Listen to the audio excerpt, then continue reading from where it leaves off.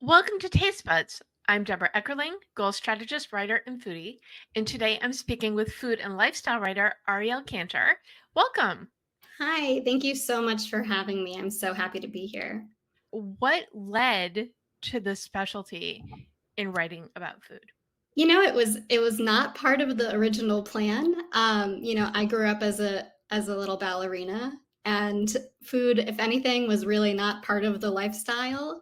But as I started getting older, I guess in high school, I started watching a lot of Iron Chef. And I was so into it. All the other kids were watching all of this sort of stupid TV, and I couldn't get enough of, all this experimentation and all of these wild ingredients because it was the original Japanese Iron Chef. And then when I went to college, I went to college at NYU, and in New York, you go to all these restaurants, and, you know, I would be so excited about the menus. And I think I realized that other people are not as excited about food as I am. And I met my best friend there, and we actually ended up starting a food blog. It was really the beginning ages of food blogs. It was called Nosh and Tell. And that was really the beginning of food writing for me. I at that point didn't have any real professional food or writing chops, but I just sort of started and did a lot of cooking in our crappy little New York apartments. And eventually, I went on when I graduated and when I was working in an editorial department, and I knew that I wanted to be a more advanced food writer. I went to culinary school at the Institute of Culinary Education. And that for me was it was such a dream. Um, it was really hard and it totally kicked my butt every day. I was not good at it, as a type A person who always wants to be the best at everything. I was not the best at it.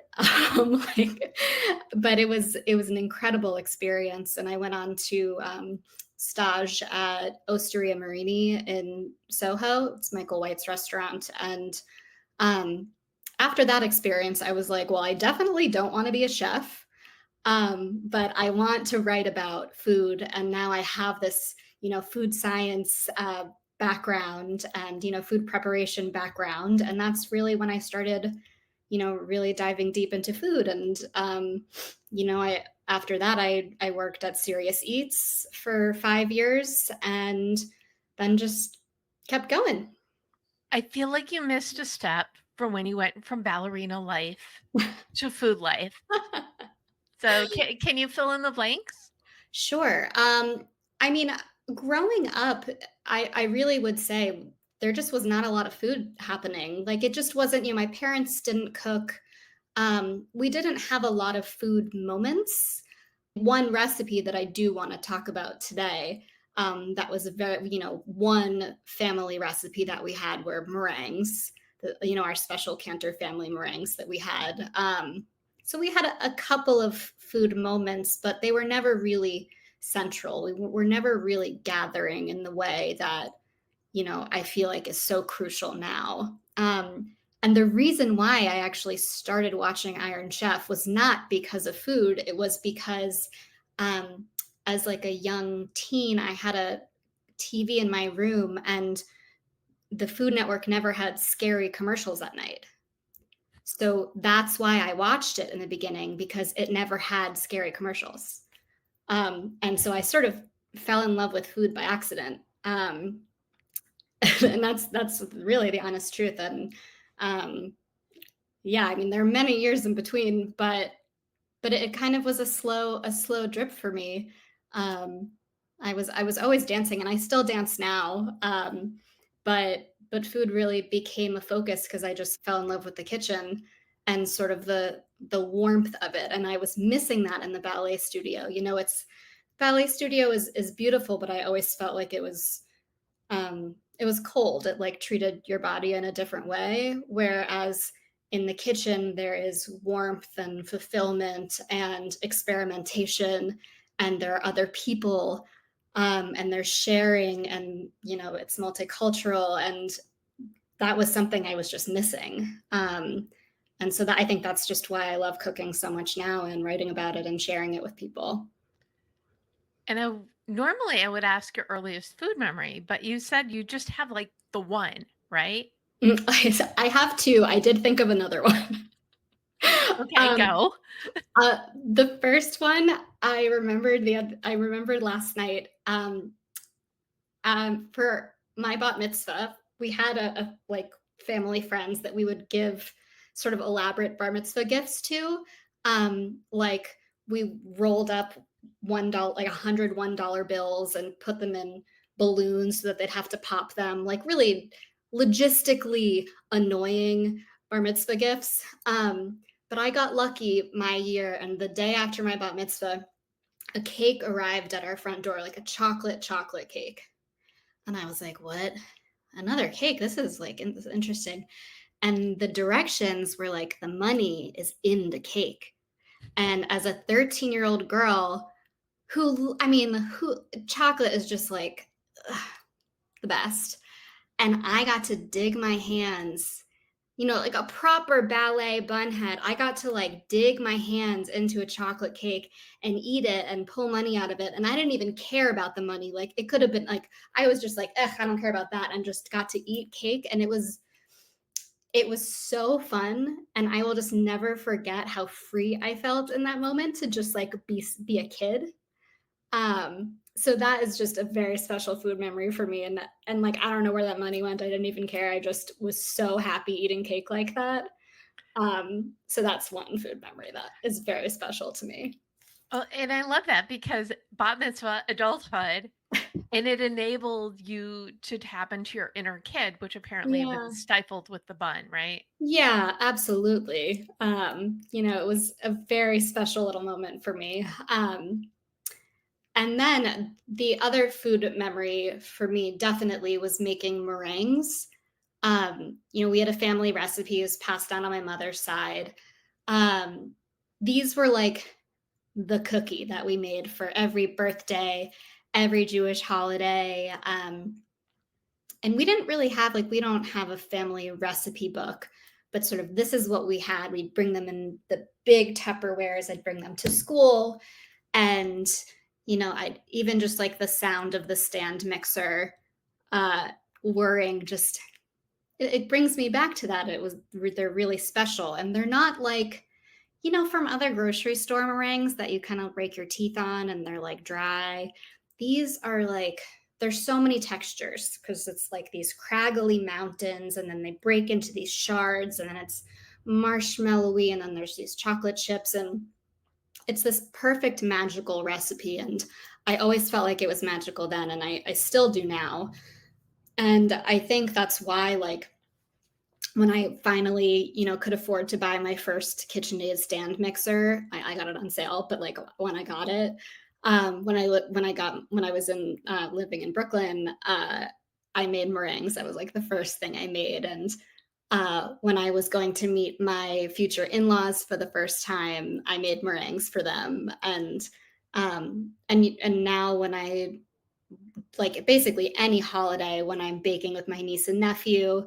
My niece is 8, my nephew's 2. Like meringues are always the first thing to make because they're just, it's all science, but like it's so magical. Like they're just so fluffy and fun, and that sort of like sense of whimsy has never really gone away for me.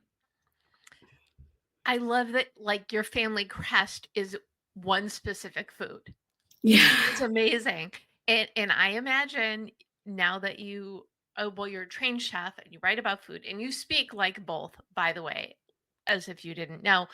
What do you love to cook now? Oh my gosh. Well, I have said to my husband recently, like, I just want to be your private chef. Like, I actually don't want to ask him what he wants for dinner anymore. I just make what I want to make, and then he has to eat it. That's our like new agreement. Um, I just love trying new things. Like, I just love having a big experiment. Last night I made Melissa Clark's cauliflower shawarma, and I like doubled the spice mix, and I added a whole bunch of other veggies, and it was so good. Um, it totally reminded me. I studied abroad in Tel Aviv in college, and I just loved the food there, obviously, and the cauliflower shawarma was amazing. But I love making, like, Thai curries, anything with rice, obviously love pasta, but I pretty much start every night, even if I don't really know what I'm making yet. My, like, trick for dinner, before I know anything, is I turn the oven on to 400 degrees, I cut up a bunch of veggies, olive oil and salt, and put them in, and so, like, I have something started, and then I can take the time to think about what I'm actually going to do, and that's, like, my key. And I like that. So it's like that it's sort of like if you're stuck writing, you just start by writing. Yeah. So if you're stuck cooking, you start by cooking and Mhm. let the aroma say, "Hmm," right? Yeah, absolutely. Or like I go into the pantry and I'm like, okay, what curry paste haven't I used in a while? Or like, what sauce haven't I tried in a while? Or like, what proteins do I have? Just to kind of figure things out. And sometimes it's like, you know what, I'm just going to make a frittata because I'm tired. Or like, but sometimes it gets exciting and cooking feels good. It always does. It sounds like it's a fulfilling experience for you. So what can other people do to kind of model that in their own home and kitchen? Yeah, I mean, I will say, like, I'm not gonna lie, sometimes at the end of the day, I'm like, "Can we just I'm tired, can we just order delivery?" So, I'm not saying that I feel I am excited about cooking 7 days a week, so, like, if you're exhausted, you should definitely take a break and treat yourself, but I think, something that can be really useful is by going to, um, farmers markets, like, multicultural markets, like there's like an amazing Japanese market around here. You can go to H Mart. We have a Junbu around here. Like there are all these places that have all these really interesting and fun ingredients to try. And it really just takes one thing to sort of make every meal more exciting. And I think like I also have been using Substack a lot. I have my own Substack. It's called Rel's Rex. But I'm following all of these food writers now who have amazing recipes, and they're all such a great like jumping off point. So I think if you find yourself consuming the same food and the same recipes and the same ingredients all the time, the best thing you can do is like find different recipes from different types of people from different places, buy your ingredients from different places, or even look more locally at farmers markets and meet the farmers and see what they have that's local and fresh, um, and then kind of look and see what you have, take stock, and try something new. In what way do you feel like your Jewish upbringing and or your time in Israel, how has that impacted your cooking, your lifestyle, your food philosophy? I've always been a very like cultural Jew, and I didn't grow up very religious at all. I think we were like very high holiday Jews, and it felt obligatory, I would say. But when I was in college, I sort of befriended a rabbi because of a boy that I had a crush on. So like whatever, whatever gets you there. And I really became a part of this Jewish community that was really special. And I actually ended up leading a community for a Jewish heritage program for a while at NYU, which is specifically for less affiliated Jews who still wanted to be part of the cultural traditions. And I think just there's so much warmth to cultural Judaism. And I think like and a big part of that are all of these meals and spending time together and respecting your ingredients and the people around you. And like that is something that, anybody can learn from and enjoy. And there's just so much warmth from that. I mean, whenever I feel sad or lonely, like the first thing I want to do is like make a challah. You know, these are all things that are just like innate, because they're so warming and special, and these are things you want to share. So I think probably earlier part of my life, I would say Judaism didn't really impact much, but once I started meeting inspiring Jewish people who took their food really seriously, And then eating really good Israeli food, like, uh, it definitely, I think I found a connection there, and I try and bring that into my daily cooking as much as I can. I love it. I also love that you just said, you need to respect the food. What does that mean to you? I mean, I think it has a lot of layers. Like, I try and do right by it. Like, I don't want to waste it. Like, if I make something and there's some leftovers, I'll try and reuse them in a creative way. Or, like, I'm like really into composting right now. So, like, I have this like crazy vermicompost system in our backyard. So, like, even if, something does happen to go to waste, it feeds my garden where I grow more vegetables. And I think paying attention to where your food is being sourced and who's growing it. I mean, the reality is that humans are people these days are so busy that telling people, "Oh, you need to care more about where your food is coming from," and all these things, like, it's hard. Like, it's a full-time job knowing where your food is coming from, and who like to know every part of the food system is a full-time job for everybody. But I think to pay attention enough that you can feel good about where your food is coming from, and then try not to waste as much as you can, and then also share it with people. Like, I really love like making a challah, sharing it with my neighbors, using it as a way to check in with people who are suffering and struggling. We have a community charity thing here called Lasagna Love that pairs people in need in our community with people. And whenever someone says, "Hey, I need help with dinner or something," I get pinged and I make them a lasagna. Like, it's just like, it's such an easy thing. Like, it takes 5 seconds to make a lasagna, but like, it it does something. Like, sharing food like that is like the ultimate expression of love and care, and that's really what food is all about. What is your favorite part about cooking and what is the greatest challenge? I'll start with the challenge. Okay. my, In my reverse. my one challenge can sometimes be cooking with other people, like cooking with my husband, because we have very different ways of cooking. Like, we call me the I'm the weeknight chef because like I get stuff done quickly, and he's our weekend chef because he's very slow and methodical. Like, he follows the recipes and is like very organized, but he like can do sourdough, and he's a very good baker, but it takes time, and I can't deal with that. Like, it's hard for me.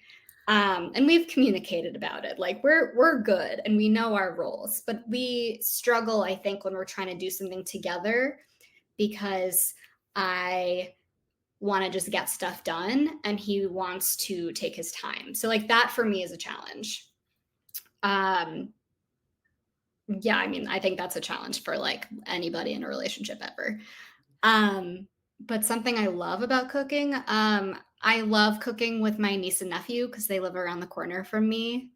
They're so cute and they are so into food, which is awesome. My niece is obsessed with the Great British Bake Off. So it was very easy to start baking with her, and she always wants to make vinaigrettes, and she wants to make cakes, and she wants to make meringues. And every time we're there, like, she reminds me, like, "You told me you were going to teach me how to make croissants. Why haven't you done that yet?" And that is just the greatest joy as an aunt, to be like, "Yeah, let's," instead of a kid wanting to be like, "Let's go, like, I don't know, do like roller skating," which like I don't really want to do. She wants to, be in the kitchen, and we get to like have this great bond over something that we both love, and that's just so special. Could you have ever imagined that growing up in the whole ballerina world to this? I mean, that just sounds like amazing, No, right? I feel very lucky that I, met the people that I met who influenced me in all of the right ways, and that Iron Chef wasn't scary in the middle of the night. Yeah, I feel incredibly lucky every day. Thank you for sharing that. Where Of can people learn more about you and your Substack and everything? So you can follow me on Instagram. I'm at Ariel Kanter. My Substack is Rel's Rex, like REL. And you'll find recipes on there, but I also do sort of like hyper specific recommendations. So if you're like, oh my God, I don't know what to get for my white elephant party, it needs to be under $20 and it needs to be birdhouse themed, I can help you find a gift. Like if I wasn't a food writer, I'd be a personal shopper, and I will find that gift. So that's also part of my newsletter. And right now, a big project I'm working on is that I'm working on a book about being an aunt. And hopefully that will be fruitful soon. I'm very excited about it. And there'll be recipes in there about what to make with nieces and nephews and nibblings, and then also to better support mothers in this country who desperately need the help. And, you know, a lot of that's going to be through food, and I'm really excited about it. And isn't it awesome that you get to do this? Because this is the vibe I'm getting from you, is that you just have so much joy in getting to share your love of food and lifestyle shopping, whatever, but to encourage others to love it as well. Yeah, I feel like I really hit the jackpot in so many ways. What final food for thought do you want to leave people with? Well, I have like a funny one, and then I have something thoughtful, and now I just can't decide which one. The funny one is serious to me, but is funny to other people. I need to see less mayo places. I hate mayo. I don't understand what it adds to the party that like a really good vinaigrette or pesto or hummus can't bring to the table. I hate mayonnaise. Please stop using it. That is one thing.